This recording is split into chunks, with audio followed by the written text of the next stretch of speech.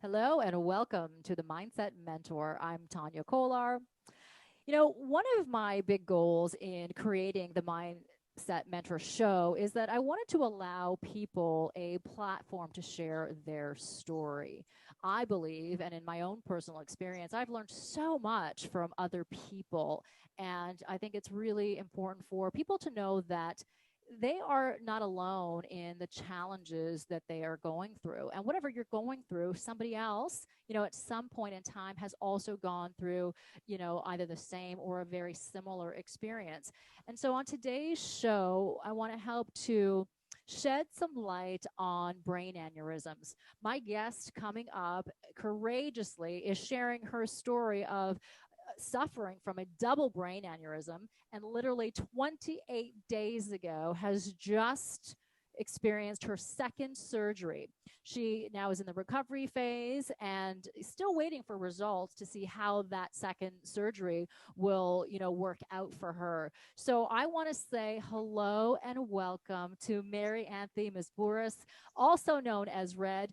Marianthe, I got to say thank you so much for being here, sharing your story, and wow, like what a brave thing to do, to publicly come and to share, to help educate people when you are in the midst of one of the most scariest times you've ever experienced in your life and having, a serious health challenge. So kudos to you for being here, first of all, and welcome. Well, thank you so much for having me. I'm very fond of your book, very fond of you, and I'm really glad we're here together to actually share some information about what I went through. It was definitely the scariest moment of my life. I will say though that I knew I was in good hands because of the doctors that I encountered at Sunnybrook Hospital. Mm-hmm. And the way that they spoke with me, not to me, was a big factor in me knowing that they will do the best they can. And I also knew that I had to do my own work as well to ensure that I got out of there. But it was scary. I did not feel alone. Mm-hmm. It was during COVID where they actually restricted visitors as well, in a way that worked out okay for me because I could get my mindset in check by myself instead of having to put that brave face on for everybody. Yeah, I think So that's an excellent point, Marianthe, because and you're such a giving person. I've had the privilege of knowing you for many years, and we've worked together.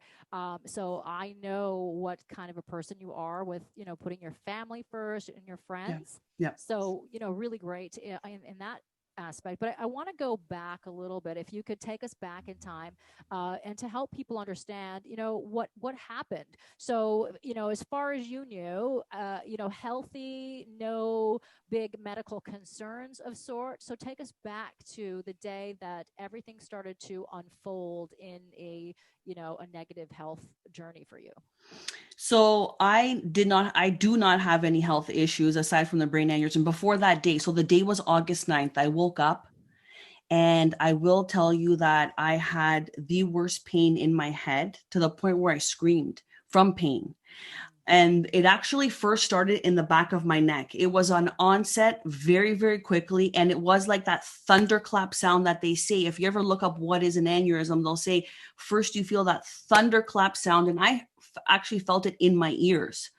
It was like a big doom. As soon as that sound happened, I had this huge stabbing pain behind my neck. And it was like somebody hit me with a sledgehammer. Ooh. And I had thumping and pounding on this side, really just this side of my head. And I had to hold my hands like this over my head because I felt literally like it was going to fall off from the pain. And my husband got scared because he heard me scream. This was 7:30 in the morning. And he said, "What's going on? What's wrong?" And I said, "I don't know. I think I have a migraine." And in my lifetime, I'm 42 years old right now. I think I've had a migraine 3 to 4 times. And that was when I consumed too much coffee, right? Those Okay. days where I drank literally 4 cups or more of coffee and the migraine hit. So I said to myself, don't do that. This was when I was in university studying, though. It was so many years ago. Mm. So I said, let me take some medicine because we actually had to go on our family vacation that day. And we were just going to go to a beach about 2 hours away and stay at a hotel and enjoy, our summer that way. And I said, probably in about 3-4 hours after I take this over-the-counter medicine, I'll be better so we can go. And we didn't have to check in until 3 p.m. that day. So my husband said, are you sure? Are you sure? Are you sure? And I said, yes, I'm sure. So I went to go lie down. My head was still throbbing. My head hurt so much.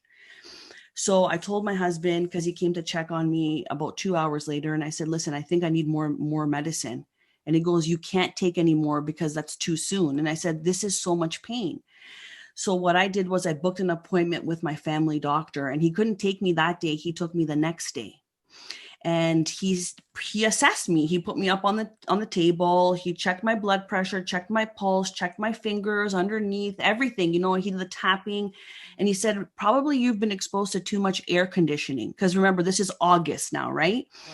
Right. Oh, and I said to him, well, it was true though, because when I would go to work, I would have to wear a jacket because it was too cold inside. And I said, okay, that might make sense why I have this migraine, but it wasn't a migraine the whole time. So he told me, you're going to take these Percocets, you're going to sleep a lot, and you'll feel better once you wake up. So I took the Percocets. It didn't make any difference within 30 minutes. And I said, okay, let me wait 45 minutes. Nothing. So I told my husband, we got to go to ER because something is wrong.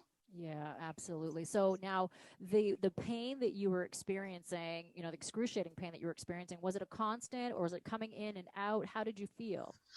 It was a constant pain.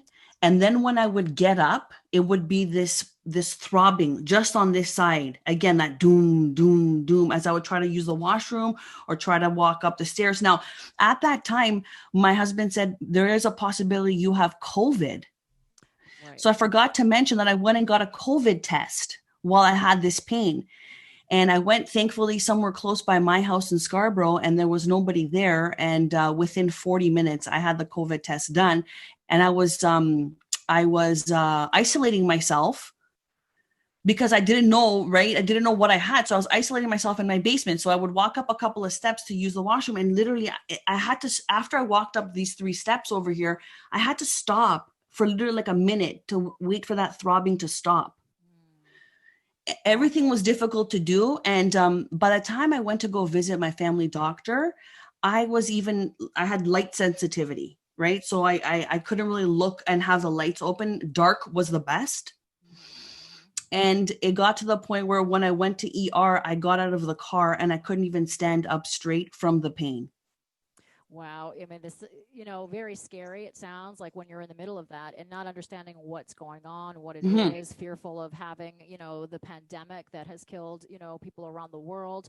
And so now you're at the hospital with your husband?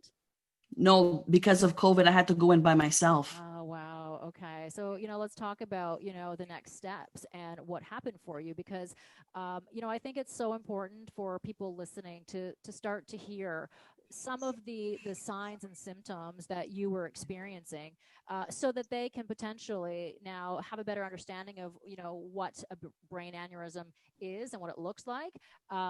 Did you yourself have any knowledge of a brain aneurysm before you had your double brain aneurysm? The answer is no. I had no idea. I didn't even know how to spell the word aneurysm.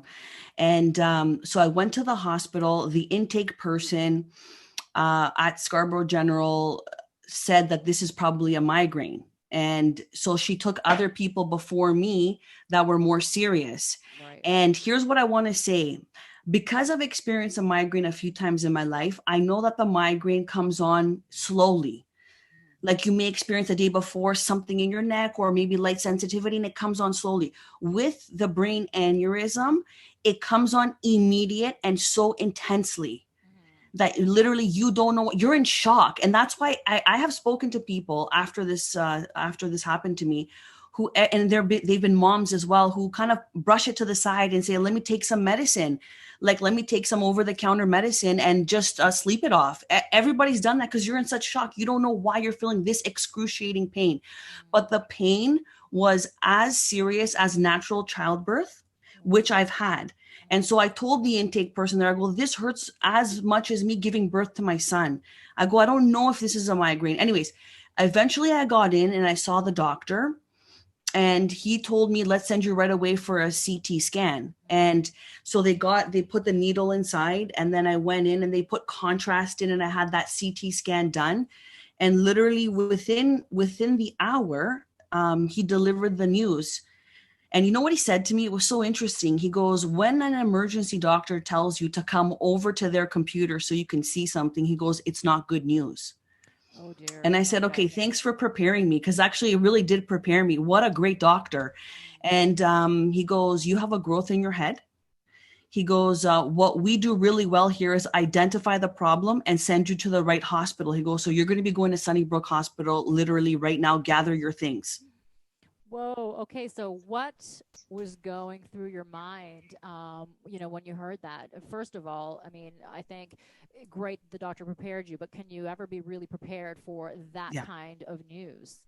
You can never be prepared. But he was a human being about it, which was so great. I said to myself, because, truly people think they're invincible. And I was one of those people. I thought to myself, this is just a growth that's non-cancerous, and they're going to do some sort of exam and I'll be able to go home soon.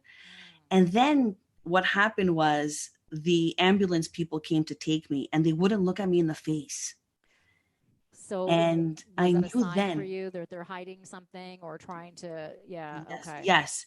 Deny. And so at that point, the first doctor said you have you have an aneurysm, but then he had to leave for the day, right? And he had his bicycle suit on. He was biking home. It was so funny. I remember these details. And And the then shift. that Yeah, then the next doctor came and he said she has a double aneurysm to the ambulance people. And I said, a double aneurysm? Why didn't anybody tell me it's a double? That must be more serious.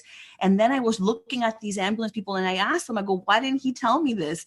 And they said, we don't know. And then in the ambulance, they had the lights going on and the siren. And that's when I knew this was super serious.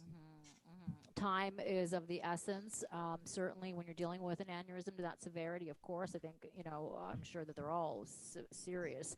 I don't know specifically the stats on that. We'll get a little bit more into that as we head into the program. But I do want people to know that there's a lot of information available out there. So listen to programs. Do your research. There is the BA Foundation.org. Great Mm-hmm. place to go. The Brain Aneurysm Foundation.org.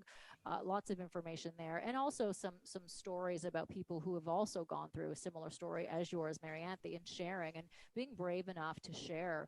And again, I want to acknowledge you for being here today, having Thank gone you. through such a horrific experience in terms of the surgeries, and we'll talk a little bit more about that journey. So you're now in the hospital, on your way to Sunnybrook, knowing now that you have a double aneurysm. So what did the next steps look like for you? So then I pulled out my cell phone and I started to Google aneurysms, and I couldn't even spell it correctly because I was in so much pain. And again, like I couldn't really see in front of me. So I was squinting and trying to see. And I asked the ambulance person, I said, is this serious? And he goes, yeah, yeah. So then I tried to look for some more information. I was spelling it incorrectly. And that's the first thing you should do. You should spell it correctly. Yeah. And I learned, right? And I can tell you that an aneurysm is when there's a ballooning in a blood vessel in the brain.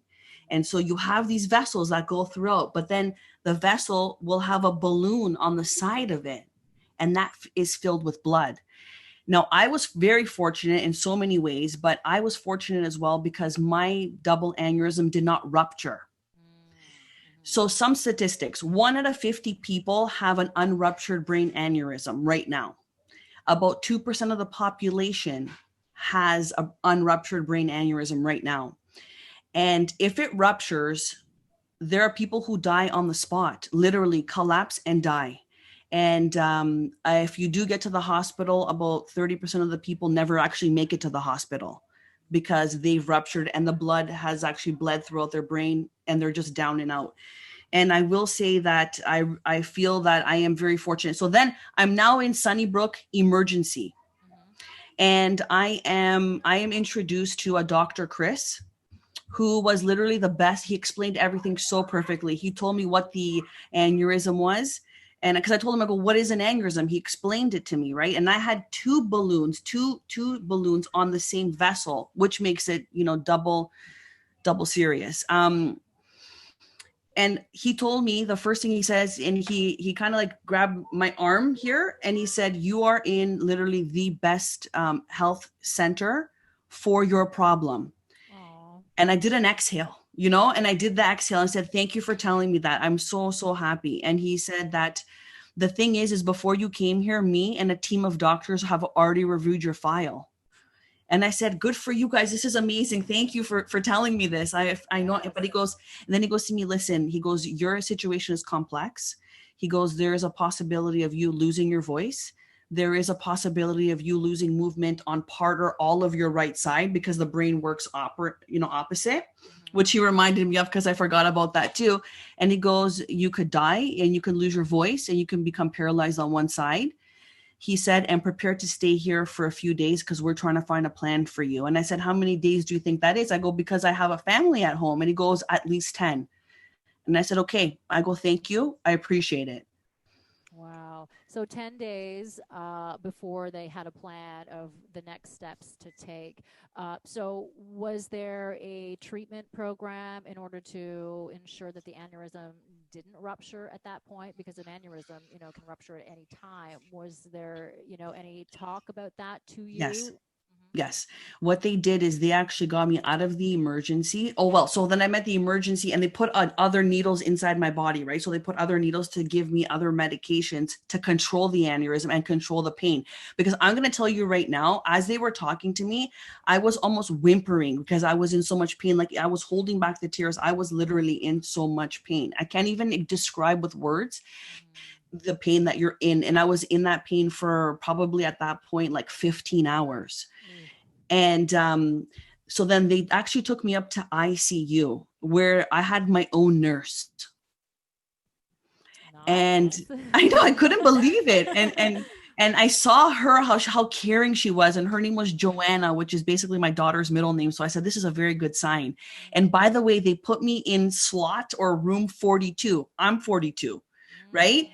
And then I look across and I see number 40. And I grew up at a house that was 40 all my life. And I never used to call it my house. I used to call it 40 and the street name.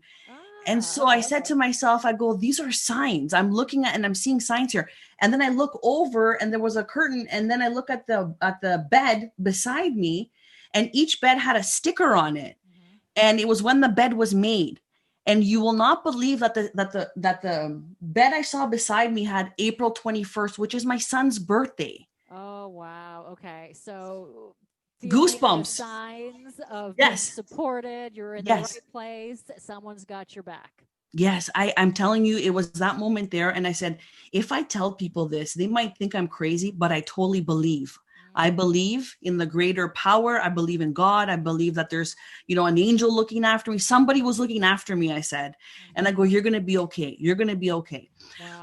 So Joanna, she took really good care of me, and they then put medicine inside. I forget the name of it, but it did take away the pain. And so they said to me that we want to control the pain first while we figure out the plan for you. Hmm. Wow. Okay. I mean, this is truly a remarkable story and, quite an intense journey.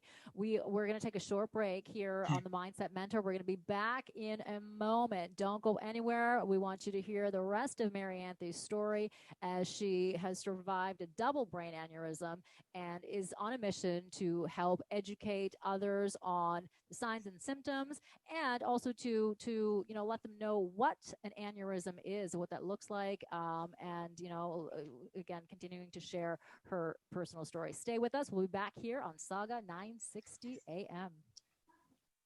Well, hello and welcome back to the Mindset Mentor on Sauga 960 AM. We're going to just jump right back into the conversation with my special guest, Marianthe Mesbouris, who 28 days ago experienced and went through her second surgery to take care of a double aneurysm. Fortunately, her aneurysm hadn't ruptured, But of course, going through that journey, the complications of the surgery, the risk one entailed would be loss of life, loss of mobility, loss of speech. So she is here today to use her voice and to educate others on what a brain aneurysm is, and help to maybe pick up on the signs and symptoms before, so that you have an idea. Marianthe, you had said that you didn't even know how to spell an aneurysm, or you'd never heard of that. And so how important is it for you now? What's been your mission and your inspiration to get the word out, having gone through your own, traumatic story in just 28 days ago? What's so important is to know the numbers. And as I said before, 1 out of 50 people suffer or have an aneurysm in their head. It's not ruptured yet, but it may rupture at any second. And at that point, you risk your life.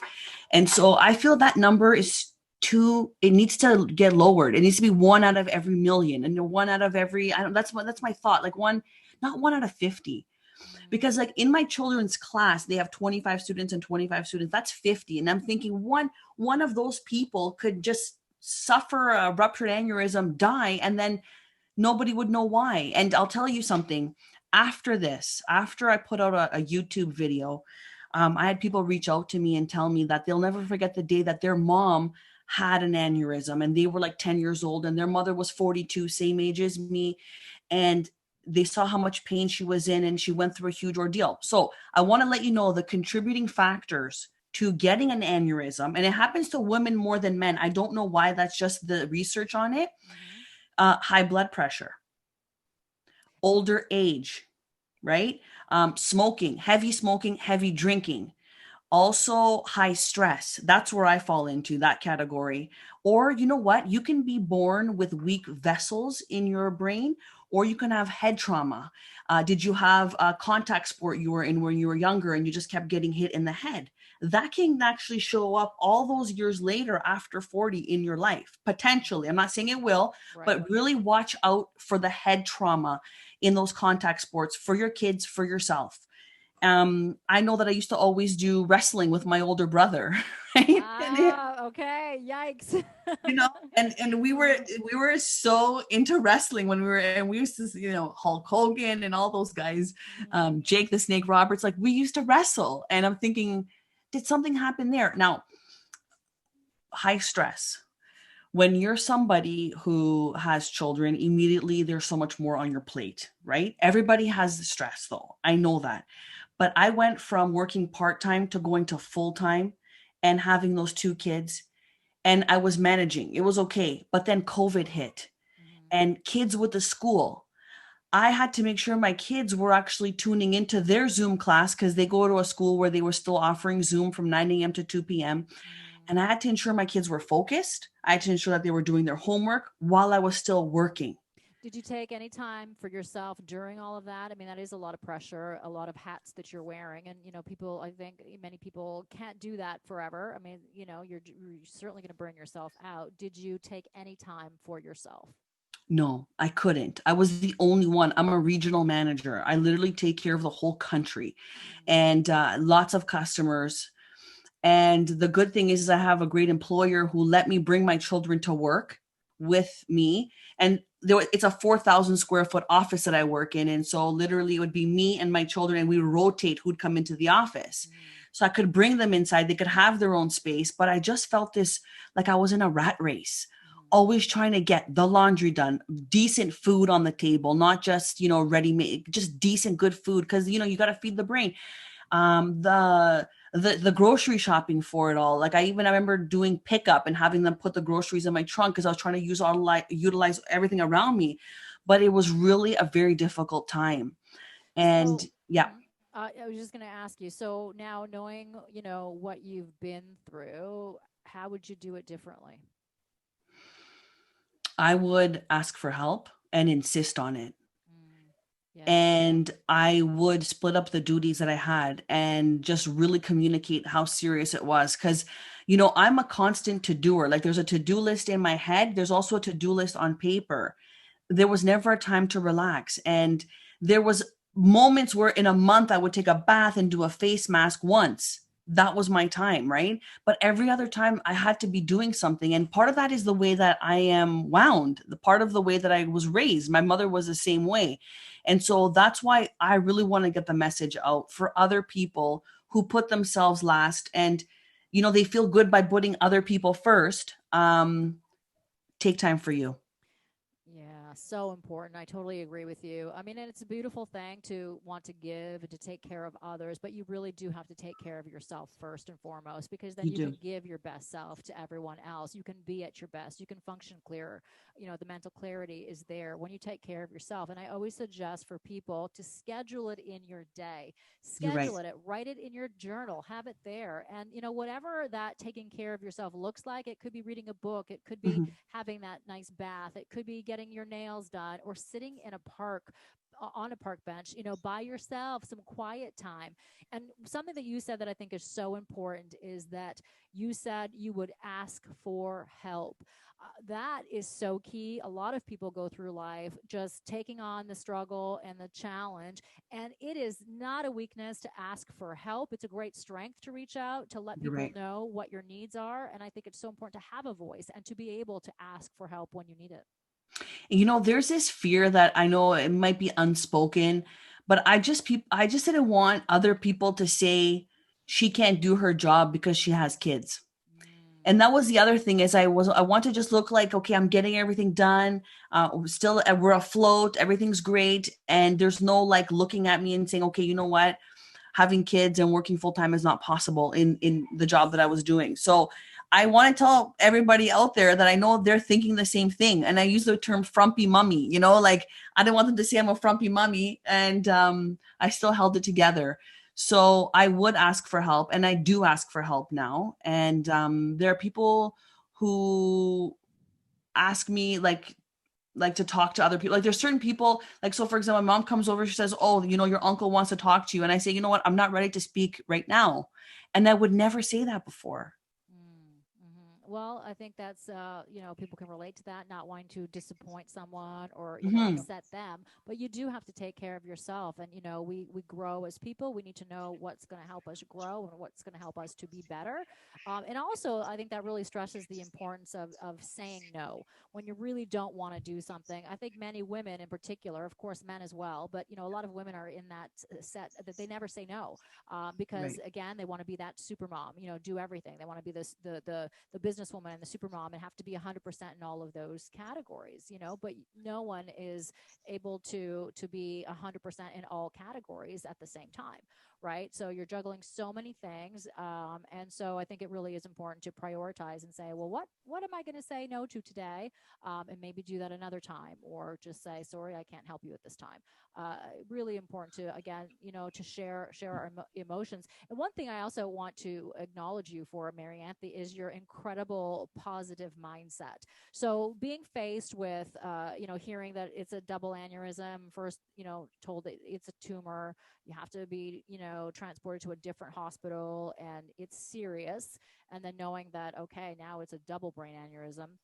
You were still very positive. You looked for the signs around you, Hmm. and took that as a great sign. So I want to talk a little bit about, for you, how do you maintain a positive mindset, and have you done work to build that and strengthen your mindset throughout the years?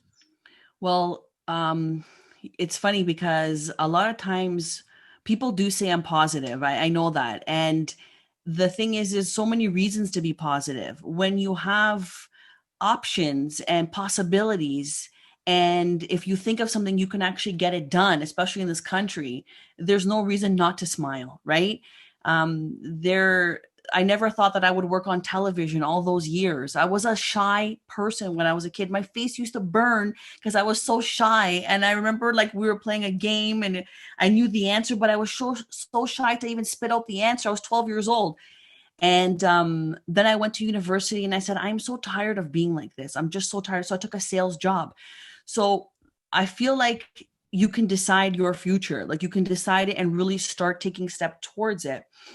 I read your book. So I loved reading bios on people. Mm-hmm. And I remember reading your book and how to forgive people, forgive yourself. Mm-hmm. and that everybody goes through something. And it's so huge on not only writing a letter and forgiving people that I read in your book, but also forgiving yourself. And I got stuck there. Remember I told you I got stuck at that point because I was so Yes. angry at certain things and moments and people. I could Mhm. not get over it. And then I'm sitting in this hospital bed. And you know what I said? I told my husband, bring me that paper, because I wrote down everybody's name on this paper and I ripped it up in the hospital. Because when you have your health, I want to talk from this perspective, you Mhm. truly have everything. I could not control my health when I was sitting in the ICU at Sunnybrook. I couldn't leave and order something online. I couldn't leave and go and eat somewhere at a fancy restaurant, a to-go place. I couldn't Mhm. drive my car. I Mhm. couldn't see my children or other people in my family. I was there. You're stuck laying down because I had this aneurysm in my head. So I really want to say that even there, you find even more reasons to be positive. But before that, I would also listen to those motivational videos on YouTube. A lot of Tony Robbins in my life. Mhm. And it's funny because somebody had nicknamed me Marianthe Robbins, because I was always telling people your dream can come true. You just have to take steps towards it. And I feel that because my parents are immigrants and they came to this country with a suitcase, as people, you hear the story, and $25 and one pair of shoes. I mean, I have like 20 pairs of shoes, right? They had one and they wore that to church, to work, and everywhere in between. So if you come from that, there's no reason not to be happy. Every moment is a choice, and I think we Mhm. can absolutely choose that, no matter what the circumstances are in our lives, the external circumstances. So, I think that's such an incredible point, and I want to say and quote a doctor who is one of the leading rehabilitation doctors. It's Dr. Prigatano. He teaches his patients that the brain can be trusted to learn new skills for a lifetime. He says if the brain is alive, it can learn. If you are an aneurysm survivor, you need to listen carefully to these inspiring and assuring words. If you believe that you cannot improve further, you will become depressed and inactive. If you Mhm. give up trying to improve, you may even lapse into apathy, and decline. So, I really think that having a really positive outlook, and focusing on that versus the severity of, the potential, disaster that could happen in any situation. I think it's so important because it does help your healing when you can have that positive mindset. And not easy to do, obviously, in that situation. I mean, I've certainly never gone through anything like that, so I can only speak from what I'm hearing you talk about, and it sounds like it was extremely scary. You're a mother of two, you have a great husband, great family that you love so much, and to be faced in a situation now where um, that's all threatened. Yeah. So let's talk a little bit about your family as well, and what that looked like. The support from your husband, and were your kids, did they understand the severity of the situation and what was going on? So my children are 7 and 6 years old, and when I was in ICU, eventually they let my husband come in, Mm-hmm. and I asked him, "Did you tell the kids what's going on?" And he said no. Mm-hmm. He said, "Just your mommy's in the hospital. She's going to come back." So I had to get on FaceTime with my children and explain to them that I have something growing in my head, and the doctors are figuring out a way to get it out of my head. And it's Mm-hmm. going to take a little bit of time. So I told them it might be 2 weeks before I come back home, but I want them to look after themselves, and I want them to pick up after themselves, and I want them to have a great time while I'm gone. And they said, "Okay, mommy, okay." And so Oh. I had to tell them. The other thing, the other thing is, they realized, like, when I was in there, because I was in there for a total of 16 days the first time. Mm-hmm. So around the 14th day, I think my daughter was counting, and she called me. She goes, "Okay, are you coming home?" And I said, "No, not yet." Oh. And yeah, it was, they missed their mom. Now the good thing is I taught them how to match their clothing. It sounds silly, but I taught them also they have to make their bed every day. And so one of the things my daughter was saying is, "Mom, I'm making my bed every day. You'd be so proud, and look at the outfit I put together." So it's something I feel like I should share too, because it's kids are smart. They're so smart, and they can pick things up.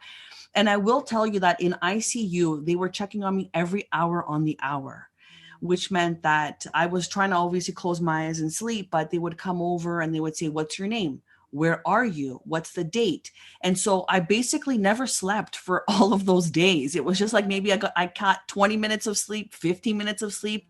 And so you have to go into your automatic, how you are as a person, and in that positivity and also the strength. I had to actually find strength because, again, different doctors came at different times and they always said to you, and I think it's their job. I don't know personally, but I feel like it's their job to let you know what can happen to you if things don't go perfectly, right? That it's complex. They said, you could die, you could lose your voice, you could become paralyzed. And so I kept hearing that. And so I said to myself, I got to get my head on straight right now. And that's when I pulled out those videos again from my phone.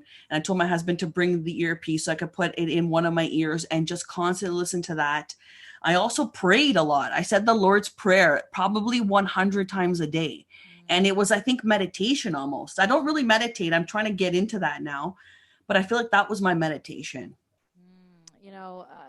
I love that. And I certainly encourage meditation. I think it's Mhm. so helpful for so many people, especially if you are, experiencing high levels of stress. It can help to calm down. And of course, we talked about how that's one of the symptoms, right, as well. Yeah. Stress can be a cause for aneurysm and high blood pressure as well.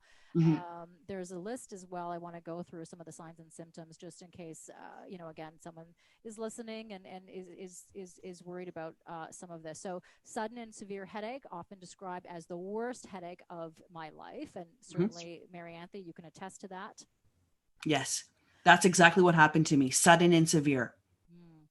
Nausea and vomiting, stiff neck, blurred or double vision, sensitivity to light, Yes. seizure, drooping eyelid, a dilated pupil, pain above and behind the eye, And loss of just one eye, and that's the thing, is just one eye that'd be that how would you have your pupil dilated or the pain. And I did have oh, pain behind this eye. It was a dull pain before oh. that sudden and severe headache came on. It was the Friday, and I was like, why am I hurting here? What happened?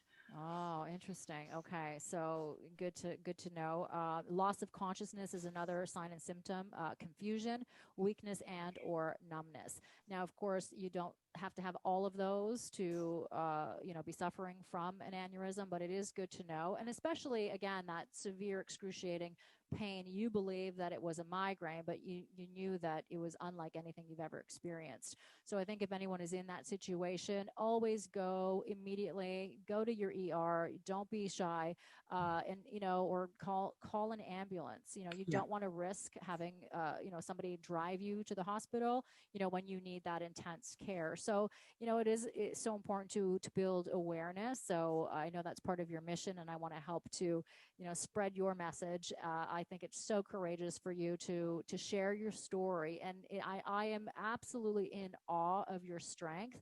And again, having gone through two surgeries in such a short period of time, the first one was October 25th, the second one October 2nd. So I want to talk about, so now after the first surgery, going into surgery, what was that like for you? And I also Oh, want to talk about the recovery. you know what? Going into surgery is something we should write a book on because they prepare you. It's so early in the morning, 6 a.m. they get you up. Mm-hmm. You're waiting, your heart is pounding. They put you on another bed. There's a porter there who takes you down. And that porter has such an important role because they can make it or break it for you. Either they can make you feel more nervous or they can actually take your mind off of it. And so I just want to say thank you because the porters for me, they were all amazing. Actually, everybody was so amazing at Sunnybrook. Even the people who brought the food to me were amazing. And one person was singing my name, Marianthe, here you go. And it was just Oh. so, so, so, so sweet. So anyways, going into surgery, you're left on the side and everybody's preparing the room. And my doctor, my surgeon, Dr. Leo DaCosta, was such an expert neurosurgeon, spoke, as I said, with me and not just to me or at me. Mm. But he said to me, "Did you call your husband?" And I said, "No." And he goes, "Why?" I go, "Because I don't want to cry." And then he goes, "Do you want to use my phone?" And he literally pulled out his cell phone, his personal cell phone, so I can call my husband. And I said, "Do you mind calling him?" Oh. And he called him, and he was the one performing the surgery. Like, what an amazing human. And I found out later that he actually also called my husband as soon as the surgery was done, which was 11.5 hours later. Wow. Oh my goodness. And what was your husband thinking? Do you know? Did he share what he was feeling at that time? Well, you know what? It seemed like there was a whole, like, all my friends were at each other's houses, saying prayers. And my husband and my brother were outside of Sunnybrook, and they were sitting on a beautiful red Muskoka chair each, because there was a bunch of Muskoka chairs throughout the property. And they were sitting there with their coffee, and they were just waiting, and they didn't know how long the surgery would take, because this is like the first time they've done a surgery like this. It was a craniotomy where they cut your head open. They actually drilled holes in my head, and they used tools to go inside and put clips on the aneurysm. So here's the thing. My aneurysm was larger than what's considered giant. A giant one is 2.5 centimeters. Mine was 3.5 centimeters, and it was more like a dome, like long, literally right here. So they put the clips on one side of the aneurysm to make it smaller. And it worked. It was great. And then, so they had to shave my head. That's why I'm actually showing this. This is like, I'm just trying to show you that they literally cut your head open. And when I got out, people with red hair, they metabolize anesthesia faster than other people. And so and just so the listeners who are not watching the video know, of yeah, course, Marianthe, her nickname is Red for the red hair. So she yes. is referring to herself as well as part of that stat. Yes. And so I would I told the anesthesiologist, I do not dye my hair. It's natural red. And I go, so please make sure you give me enough anesthesia. I don't want to wake up when my head is open on the table. Right. Oh my goodness. I Scary know. thought. I Scary know. thought. But Yeah. you know what? All of those people in the surgery room, I don't know if they're trained to do this, but some people say jokes, some people rub your shoulder. They are phenomenal people. They had me relax. I was so nervous there. And I remember telling the doctors, I don't really get nervous because I've worked on live TV, and that nervousness is just something I kind of, I absorb and I deal with. But I was nervous. Like, my heart was pounding, but they calmed me down. And I had the surgery, and I came out, and there was a possibility in this surgery where I could have lost my voice. I could have become paralyzed. And so I remember waking up and hearing the nurses, and they said, can you move your arm? Yes. And so she yelled out, she's moving her arm. Yeah. Can you talk? Where are you? And I said, Sunnybrook Hospital. And how's it going? And so she screamed it out. Right. And so and they were cheering. It was great. It was like, these are amazing people in there. Wow. So I want to just also clarify something that you said, that the doctors had never performed a surgery like this before. On an aneurysm this large. Wow. So, because usually it's like a small balloon at the end of a vessel. Mine was a dome. It's like, literally, think of it this way, 3.5 inches right here.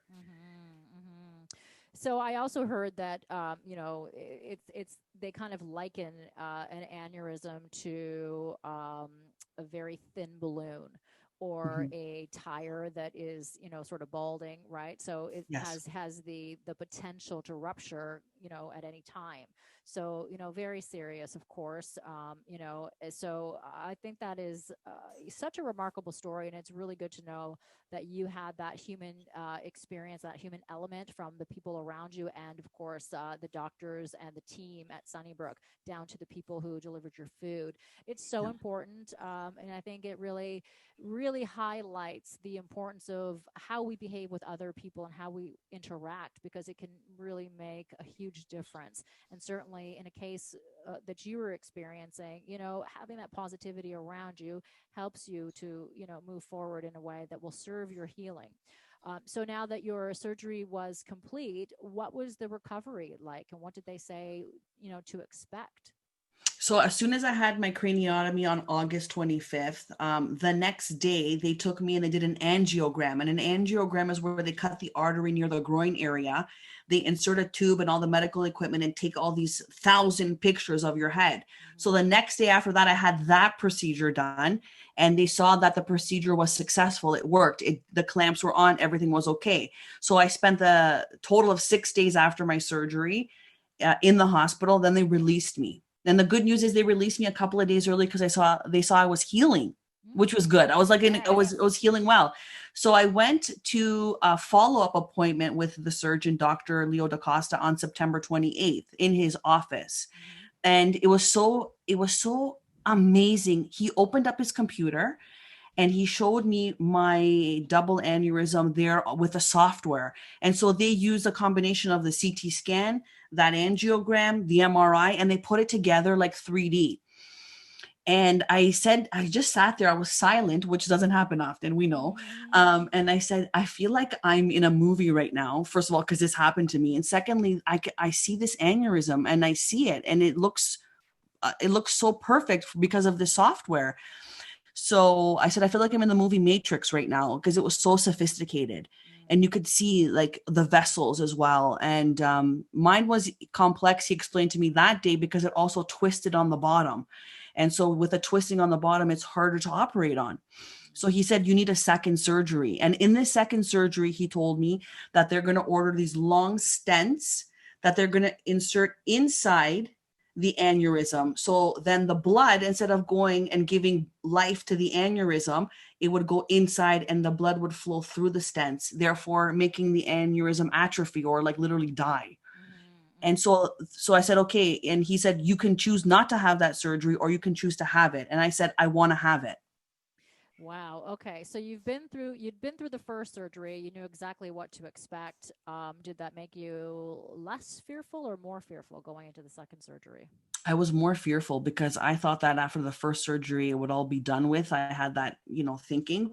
But when he explained it to me, because he literally explained it to me, even drew it on paper, and he talked my language, which was non-medical, I understood it. And that's why I can explain it to you. The stenting is stenting. And these were special order items though. So he's never used stents this long because he had to attach 3 of them into the aneurysm. And when we say special order, there's a big cost that goes along with that.